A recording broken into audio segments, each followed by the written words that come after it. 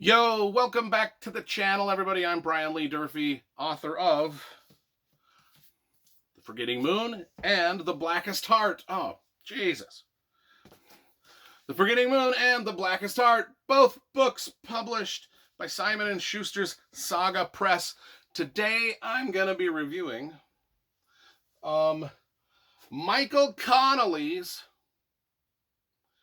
The Concrete Blonde. This is book number 3 in his Harry Bosch series. Came out in 1994. You know, if you followed my channel, Michael Connelly is in my top 3 favorite mystery writers of all time, probably top 10 writers of all time. I love his books. I've got his entire collection of books right up here on this shelf.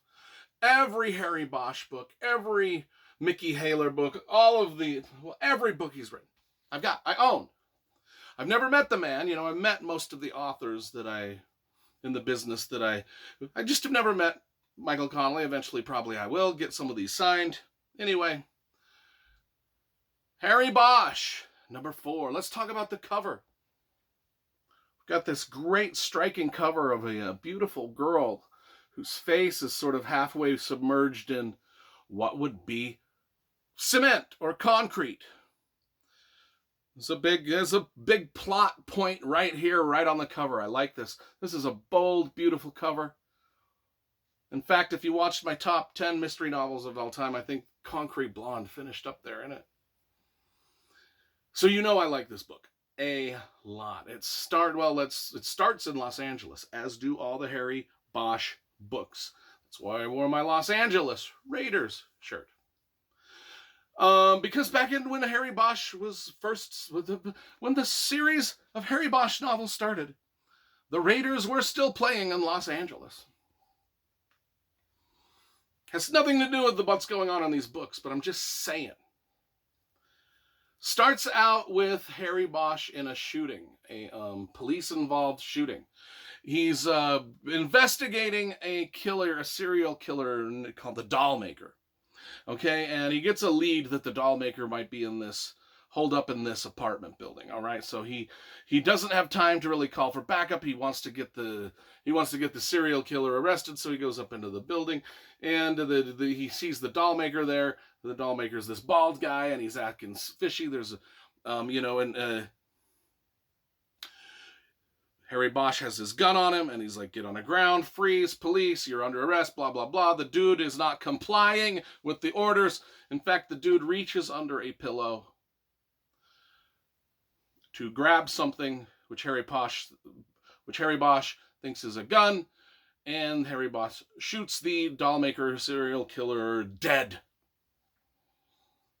So now we've got a dead guy and Harry Bosch under, a use of force review for shooting a dude that actually did not have a gun.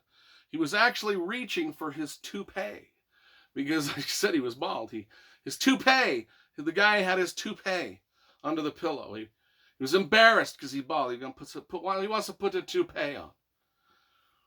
And I understand. I absolutely understand. I do. I mean, I would, if I'm going to be arrested, I'm going to be like, do you mind if I put my beanie on first before you take me to jail? Can I get my Raiders hat? Can I get my cowboy hat? Can I just put something on my head before you take me to jail? That's all that was going on, but Harry Bosch shot the guy. Of course Harry Bosch is justified in this. The dude was not complying. This is your typical shooting that is going to be sensationalized in the news, which it is. The people are going to now sue Harry Bosch for a wrongful death. But the Doll Maker serial killer has been killed. Harry Bosch killed him. That was the Doll Maker serial killer. So, hey, we found the serial killer. The killings have stopped. Maybe it was a questionable shooting. It actually wasn't. I mean, anytime someone doesn't comply, that's the way police are trained. And I get it. 4 years later in the book, in the midst of Harry Bosch's civil trial for the death of this guy, over a toupee, He's going through this civil trial, which is a fascinating civil trial. I mean, it's just fascinating to watch the inner workings of this courtroom drama play out. Well, what happens is the serial killer, the dollmaker, reappears with some more slayings. In fact, this concrete blonde, they find a beautiful woman encased in concrete. That's why it's called the concrete blonde. And there's and Harry Bosch is one of the investigators, and he's investigating this. He's like, there's little clues that are telling me that this might have been done by the dollmaker. The guy who I thought I'd killed. I thought the dollmaker was dead. And he's like, it can't be a copycat killer, because a copycat killer wouldn't know to plant these various clues about. So it has to be the dollmaker. So now he's in a conundrum of like, was the toupee guy, was that the wrong guy? Did I shoot the wrong guy?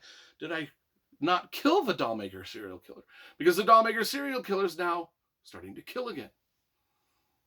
Anyway, it's just an absolute fantastic novel to watch. And then of course the media gets a hold of the fact that the toupee man might not have been the dollmaker. The dollmaker might be back and killing again. So now the scrutiny comes on to Harry Bosch even more.